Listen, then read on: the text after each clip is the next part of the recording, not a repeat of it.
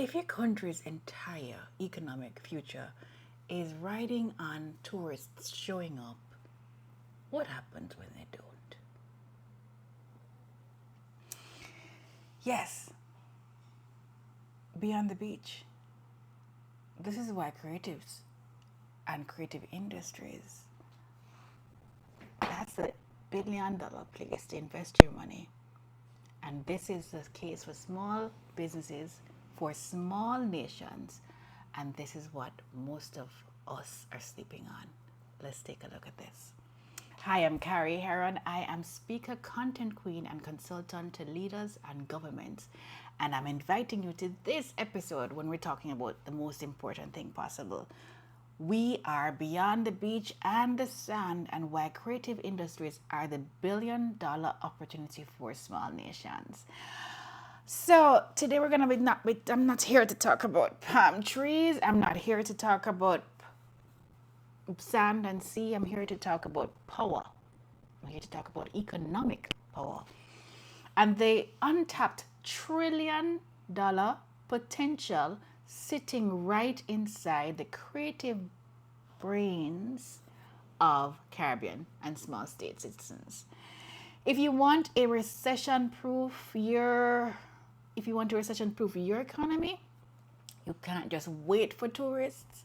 You can't just wait for people to show up. You can't wait for people's economies to get better in order for them to spend in yours. You have to build your own storytellers, your own coders, your own creatives, your own filmmakers, your own podcasters, your own YouTubers, your own designers, your own culinary experts, your own ceramicists, content creators, animators, musicians, and strategists. And here is the economic reality check. Tourism is fragile. However, content, creativity, no, that's scalable. The Caribbean relies on tourism for up to 90% of GDP. That's from 40%, that's low, to 90% of GDP in some nations. And that's sourced from the World Bank. That's scary stuff if you think about it. When the pandemic hit, the Caribbean tourism dropped regionally by 65% in 2020 alone. 65% in 2020 alone. And plenty places still are recovering yet. Meanwhile, global creative industries generated 2.5 trillion in revenue in 2021, and that's from UNESCO. Where was ours? We were focusing on what? On tourism coming back. Right. That makes perfect sense, right? Lots of sense. So let's talk more numbers, because numbers really will probably make policymakers and more corporations move the needle where it needs to go. In the Caribbean, the orange economy, or the creative sector, accounts for less than 5% of the GDP. Yet it holds the potential for 10 times growth. Jamaica's music industry alone contributes to $130 million annually. That's one genre in one country. In Africa, Nigeria's Nollywood is now worth over $6.4 billion and employs over 1 million people. Poor where? In Nigeria. African creators on YouTube increased their income by over 50% year on year in 2023, according to Google Africa. South America, Colombia's creative industries contribute 3.3% of GDP, more than coffee exports. And I'm sure you know about the Colombian coffee and how good that is. And they got more to their GDP contributed by the creative industries than coffee. Brazil's game development industry grew by 169% in 5 years, generating over $2.3 billion annually. And the beautiful thing about gaming and all those things that they don't really need English, do they? Right? Okay. So the language is not so much of a border.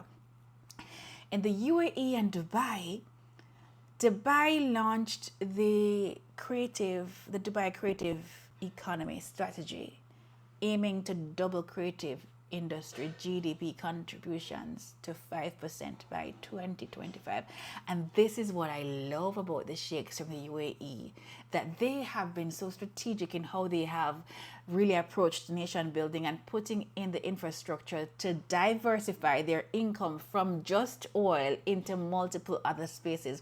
Listen, I lived in the UAE, having lived in Dubai for 7 years. I know for a fact that Dubai and the UAE was just what a lot of the Brits, really snarkily say is a sandpit. Was just a sandpit a few decades ago. No, it is El Dorado, the city of gold in the desert, where everybody wants to come. Why? Because of one sheikh who had a vision, and his vision was build it and they will come. Build it and they will come. And they built it, and people continue to flock to Dubai because of the opportunities presented in Dubai. And the opportunities are there because the leaders have vision, and the leaders actually put strategies in place to fund the vision, to make the policies that allow the vision to happen. They even now have the golden visa, where people can now put investments in and get 5 to 10 years visas, just like that, 10 years, just like that. So you also have the freelance visas, where people can go in, and you don't need to have a sponsor or company that hires you. You can literally create and set up your own free zone company, working as a freelancer or as a free zone company in the UAE, and get your own opportunities there. They have the vision, they put the policies in place, and allow the business, create the environment for businesses to thrive. That's what I love about the UAE. We need to take note. These states are states that nobody looked to 20, 30 years ago, but yet with the right policies, the right vision, everybody's flocking to. That's an opportunity for us as a Caribbean to recognize that it is possible. Yes, we don't have the oil money, but we do have brains running on ketones. So we can, with our own brains, come up with the right strategies that create the environment for money to come to us and money to multiply in our states, rather than for us to make it so hard to do business. We need to make it easy for us to multiply, because guess what happened? Furtive places attract investors. Yes. Did I say furtive? We want people to thrive. We want people to grow. We want fertile places to attract. Yeah? All right. So now let's look more at the UAE. UAE creative freelancers saw a 43% rise in demand in 2023. I tell you, I know what I'm talking about. I used to work in the marketing department for the 𝐂𝐸, the Iraq Free Trade Zone, and creative freelance visas keep on growing because there is the policy by the government to allow creatives from all over the world to be able to go there, so that they'll be able to capitalize on that talent. So if we don't want to put the systems in place to keep our talent and to attract our talent and to allow our talent to grow, to make our places more fertile for us to have abundance when we actually do our productions, then we are literally striving our creatives to go in to bloom in other places. So now let us compare what's happening in the UAE and other places that I mentioned before, the Nigeria, South America, Brazil, Colombia, with what's happening in the US. So in the US, they're staring at a 70% chance of recession by late 2025 based on Bloomberg economics. And that's based on a lot of the new policies that their new government has taken on. And of course, recessions are cyclical and they happen every few years. It's nothing abnormal. But for us to continually rely on tourism solely in the 2020-25 in the Caribbean and in small states across the world, this is just it's just self-sabotage, really. So you look at Canada. Canada has the highest household debt to income ratio in the G7 of over 180%. 180% debt to income ratio in the G7. And yet, Caribbean countries are looking for tourists from US, Canada, and the UK. Don't make no sense, does it? Media layoffs have also skyrocketed, with over 17,400 media jobs cut in 2023 according to the Challenger report. So while the global north is shrinking, the global creative south has room to scale. Hey, we got room to scale. So tourism may feed us today, but creativity will fund our grandchildren. Content creators are the new currency makers. What Silicon Valley is to tech, small states could be to storytelling.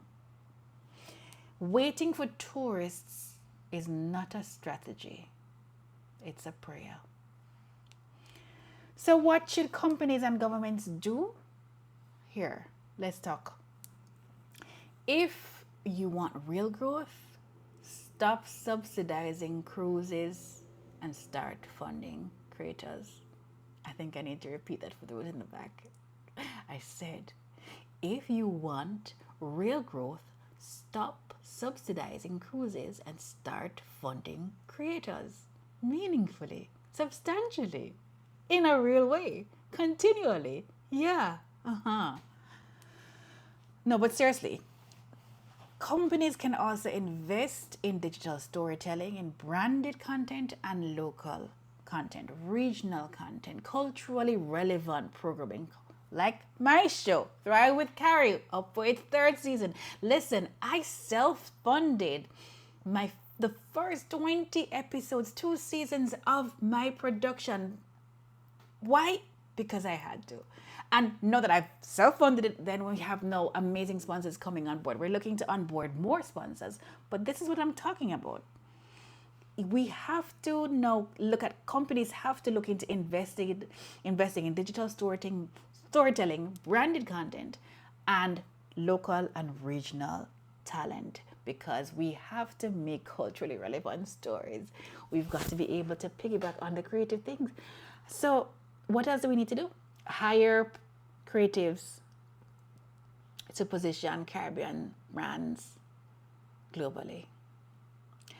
I've consulted with governments, more than one. I've worked with governments in multiple countries, and 3 so far.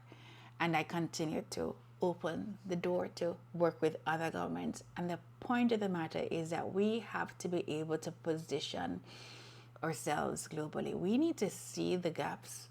How we have been looking at things in the past, that kind of ideology, that kind of strategy will not allow us to walk through this season. It's a new era. It's a new day, and new strategies have to be applied in order for us to have a fighting chance. So that needs to happen. Hire creatives so that we can position ourselves properly globally as brands. So we also need to build in-house content teams in companies or co-create platforms with creators. There are huge opportunities for investment, If companies would kind of come out of the box, there's so many ways to do it. And I'd be happy to actually deal with any any VP or general manager who's interested in looking at innovative ways to creating co-platforms with creators and building in-house content, as well as to be able to invest in systems that are going to be able to help you actually broaden your own horizon. Because listen to me, in some countries, like in Aruba, the population is 120,000 people. But a creator, working with a creator who's producing content for a wider audience, will mean that instead of you only being a potential business for 120,000 in your population, of which not even the 120,000 would be your total, because guess what? That's all the people in a country. Like Aruba has 120,000 people. So about 40,000 then would be, the adults and so on, who are able to buy your product or your service. You can move from that 40,000 in one place to a wider audience by aligning with creatives. All right. Now, governments, here's what you need to do. Fund creator academies and business hubs. Fund creator academies and business hubs. In these academies, give grant funding. Also, allow incubators to allow people to work with people who are in the business of the creative industries, because there is a misnomer thinking that creativity is just really all about just airy fairy, just all about aesthetics. No, we're talking about business. We're talking about the business of creativity. And so one of the problems is that we have, as a region, not really given the respect due to the creative industries. We are thinking that perhaps certain professions are far more lucrative than others, thinking that maybe medicine and law and all of those things. But there are lots of people who are graduating med school and law school and are in debt for very long periods. And so it's not as lucrative, really. And in terms of the creative sphere, if it is that we're properly funded, then doctors and lawyers pale in comparison. Look at Hollywood. When one person is making 10 million, 15 million, 20 million off one movie. Go figure. Now, other things that governments need to do: build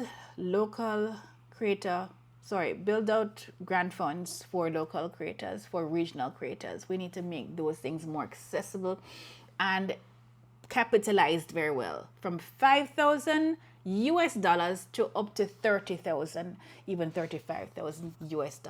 Not paltry, monkey money, but serious money that's going to be able to allow people to capitalize properly, to buy investments, to also play teams, get good productions that can compete internationally and really get some money. All right, so now we're talking about the success blueprint. You talk about Barbados, you talk about Rihanna, and how the government of the Barbados has just done everything to create a platform for Rihanna to... They really value Rihanna. And Rihanna has been made a national hero in Barbados. Whereas we have a hard time in other places, including Jamaica, where I'm from, to acknowledge those who are the top and most iconic because of our perception of, I don't know, you tell me. So Bob Marley, who everybody knows, is not a national hero in Jamaica, whereas he should be. Usain Bolt probably also should be. These are the things that we're talking about. So they've done that, and that's the blueprint, recognizing those who have done well and maximizing on them, and also helping them to succeed, which also will incentivize and inspire others to want to do like them, and also to generate more income too. So Nigeria and Afrobeats, that's a global music takeover. And talk about reggae music, talk about calypso, soca music, also massively huge. Talk about reggaeton, all right? The UAE plus the creative visa and innovation hubs equals rapid scale of freelancers and creative founders. And when creatives are able to come together and leverage and get funding, magnanimous things happen. Like UAE has exploded in a way that is just absolutely remarkable. The way that Silicon Valley exploded for tech, the UAE is exploding for creative industries because they have purposed to put the measures, the policies in place. And governments as well as the corporations are putting the money behind content creators. Let me tell you something, having lived in the UAE for 7 years, even getting funding, working with companies, the amount of things I get in my inbox, invitations, brands wanting to work with me, brands who are paying, recognizing the value of what it is that you bring to the place, not thinking that you want a free meal and you're hungry, because I always, I just say, well, I clearly I'm not starving, like there's girth to me. There is no starvation happening here. So I don't operate for a free meal, never have been, never will. And this is something that has been my policy even when I was much younger. When I was 19, 20, working on the international, the IAAF World Junior Championships, I did not work for free. I didn't volunteer, because if the executive director was not volunteering, then why should I? I need to get paid. So creators get the respect in the UAE, as I'm saying, and that needs to happen in the Caribbean. Creators are not there for a free meal. They are giving you a huge opportunity to reach an audience, to get lead gen, to bond and create community with their audiences.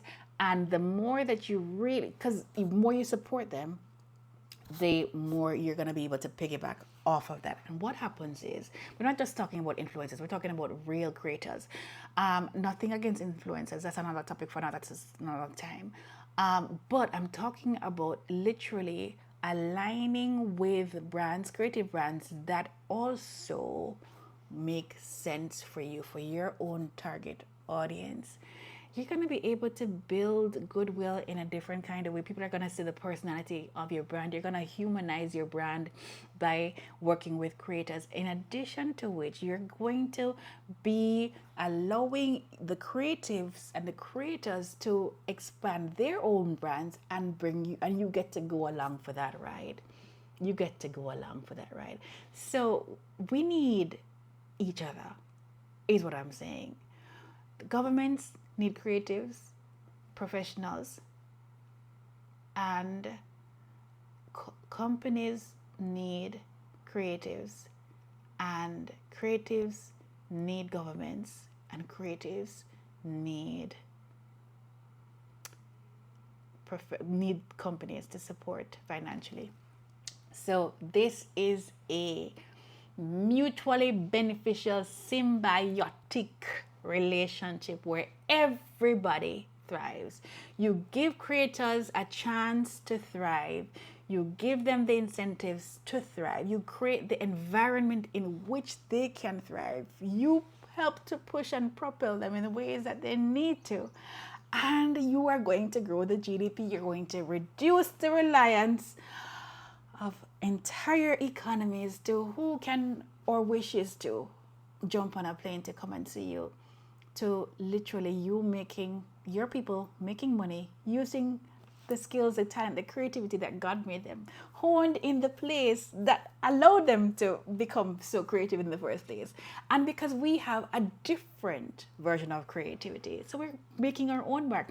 And what's going to happen as a result of that is, because when our creatives actually get all of the support that they will need, it's going to have a natural impact on tourism and other exports, because people are going to be so keen on the unique value proposition that is the culture of each place, because the culture, the lifestyle, the way the creative will present the place is going to be so out of the ordinary that everybody's going to be wanting a piece of you. They want a piece of you, whether it's coming to your place, whether it's to buy from your place, whatever it is, and everybody's going to want a piece of your culture. Books that have been written will be read by people in faraway places. Dresses that have been sewn in your little neck of the woods will be worn by people in far places. Tea that has been grown in remote villages where you are will be sipped in the halls of very fine and large places. Yes, everybody will want more, because what we're doing with the creative industry, it is going to create a demand, and the demand is going to keep on going, and then we will also have lots to supply, because there's lots more where that came from. We've got stories for days. You tell me something. We have oral history. We are natural storytellers in the Caribbean. Natural storytellers, right? Why are we not capitalizing? Why are we not allowing our people to tell their own stories? Why are we not amplifying them, giving them a stage and the capacity to do so? I'm Kari'𝐬. Again, if you want to talk to me, if you want to work with me, if you want to consult with me, I'm able to do so. You can reach out in the description box, and I'll see you in the next video. But until then, please share this with the movers and shakers you know in corporate, movers and shakers in government, because it's time to do something now. $480 billion in the creative industry worldwide. In 2 years, $240 billion available today. Where's our peace? Help me. Help me to cut a slice for our people. See you in the next video. Ayo.